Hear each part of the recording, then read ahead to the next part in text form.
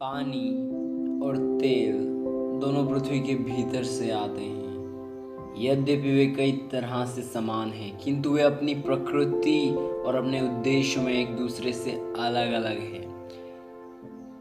एक आग को बुझाता है अर्थात पानी, और दूसरा आग को भड़काने वाला ईंधन अर्थात पेट्रोल है। दोनों पृथ्वी के भीतर ही से आते हैं। इसी प्रकार परमेश्वर ने संसार और उसके बहुमूल्य पदार्थ आत्मा को उसकी आत्मिक प्यास के साथ बनाया है, परंतु हम अपनी आत्मा की प्यास को धन दौलत, घमंड और संसार के द्वारा दिए जाने वाले सम्मान से दबाना चाहते हैं। तब यह जैसे आग को तेल से अर्थात पेट्रोल से बुझाने के समान कार्य होगा।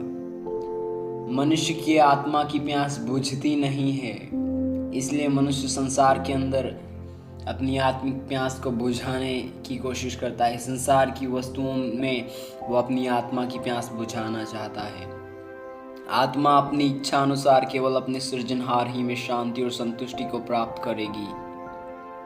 अपनी आत्मा की प्यास को दारू में, गंदे कामों में, संसार के हर बुराई की चीज़ों में भी वे अपनी प्यास को बुझाने की कोशिश करते हैं। परंतु मैं आपसे कहना चाहूँगा कि हम संसार की किसी वस्तुओं में अपनी आत्मा की प्यास को नहीं बुझा सकते, क्योंकि हम केवल परमेश्वर ही में अपने आत्मा की प्यास को बुझा सकते हैं। जब हम अपने जीवते परमेश्वर के पास आते हैं अर्थात प्रभु यीशु मसीह के पास, तो हम अपनी आत्मा की संतुष्टि के लिए पानी को प्राप्त करते हैं। जैसे प्रभु यीशु ने कहा, जो मुझ पर विश्वास करेगा उसके हृदय में से जीवन की जल की नदी बह निकलेगी।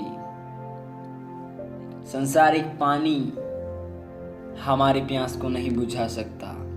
प्रभु यीशु मसीह के पास आने के बाद हम अपनी आत्मा की संतुष्टि को प्राप्त करते हैं। इन दृष्टांत के द्वारा परमेश्वर आपको आशीष दे। शालोम।